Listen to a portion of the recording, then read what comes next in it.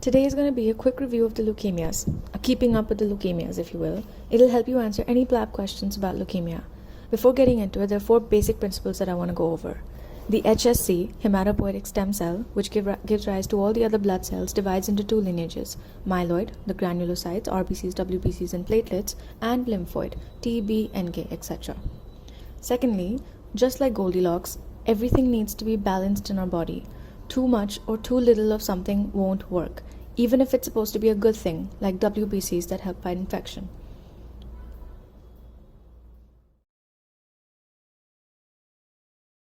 Blast cells means immature cells.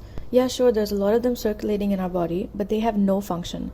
They're the haywire learner's license drivers on the roads of our body. And lastly, the basic difference between leukemia and lymphoma. Leukemias are blood cancers, lymphomas are lymph node cancers.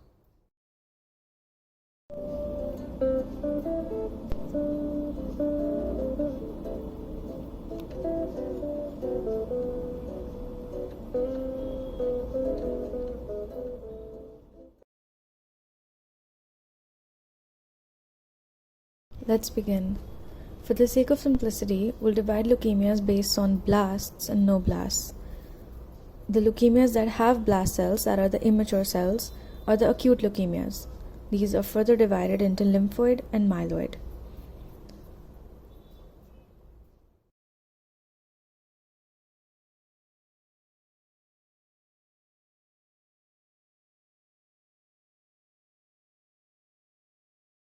And the leukemias that don't have any blast cells are the chronic leukemias, which are chronic myeloid and chronic lymphoid. Chronic lymphoid is most common in adults, whereas acute lymphoid is most common in children. Now, again, for the sake of simplicity of PLAB questions, the age ranges that we'll divide these into are 0 to 20 for acute lymphoid, 20 to 40 years for acute myeloid, 40 to 60 years for chronic myeloid, and more than 60 for chronic lymphoid. Almost all PLAB questions will fall into these age ranges, and you can start to narrow down your answer from the age itself. Now let's go on to the most important part.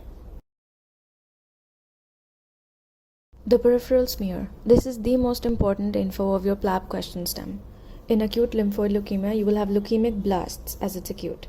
Because of the numerous blasts, there are decreased cell numbers in all lines, causing pancytopenia. In acute myeloid leukemia, there are a high number of circulating WBCs, but they're all immature. They have no function. So these are your myeloblastic blast cells. Also, there are no mature neutrophils, and again, there will be pancytopenia. Myeloid cells also have hour rods in the cytoplasm. Myeloid cells have a large nucleus with hour rods that look like this.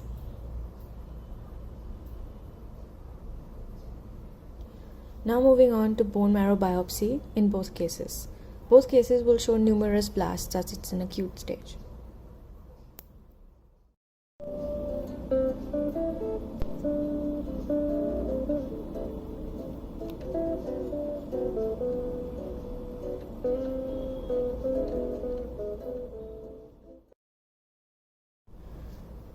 The clinical picture for both AML and ALL are quite similar. You will have low RBCs, so anemia causing fatigue. You will have low platelets, so bleeding and petechiae, and you'll have low WBCs. Remember, there are a lot of WBCs, but they're not functional. So, low functional WBCs causing recurrent infections. Also, you'll have a buildup of dead and immature RBCs which are eaten up by the spleen. So, splenomegaly. Basically, it'll get a whole lot fatter.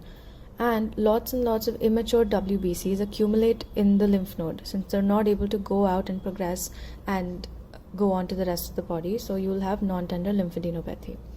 So, this was a basic summation of acute leukemias, and this approach will help you answer all PLAB questions about it. Now, moving on to chronic. To jump from ALL to CML, we need the bridge to Philadelphia with my ugly looking bridge. Now, chronic myeloid leukemia. In the peripheral smear, we have the Philadelphia chromosome, which everybody knows about. So if that's in a question, that's a dead giveaway. This is translocation of 9 and 22. arms of the chromosome, Now, since it's chronic myeloid, you have granulocytes, and these are mostly neutrophils. However, this CML has neutrophils in all stages, that is both maturing and mature. So basically it's like acute myeloid and chronic lymphoid in both senses. Further, there are 3 stages of CML: chronic, accelerated, and blastic phase. Now, in contrast, CLL, the peripheral smear shows lymphocytosis and smudge cells. This is very, very important, and it's a key term used in almost all PLAB questions about CLL. These are crushed lymphocytes. This does not have any blast cells, and it has mature lymphocytes. Now, the bone marrow biopsy in both cases, in CML, you will have neutrophils in all stages, just like the peripheral smear, whereas in CLL, you will have leukemic blasts. Now, moving on to the clinical. In both cases, in CML and CLL, you will have fatigue and lethargy. However, CML doesn't have enlarged lymph nodes as WBCs retain their functions. Chronic lymphoid leukemia, however, may have enlarged lymph nodes. CML, however, is associated with a massive spleen. Once again, if this is in a PLAB question, then you can be pretty sure that you have CML as the answer. Lastly, the associations. Extra things the question stem might throw in to throw you off. ALL might be associated with SVC syndrome or mediastinal mass, AML with Down syndrome, CML with gout, and this is a PLAB favorite, and CLL with Richter transformation. Now, here might be a good time to mention hairy cell leukemias because my stupid head got in the way, which are just B cell tumors. And those are the leukemias. Hopefully these will help you answer any PLAB questions.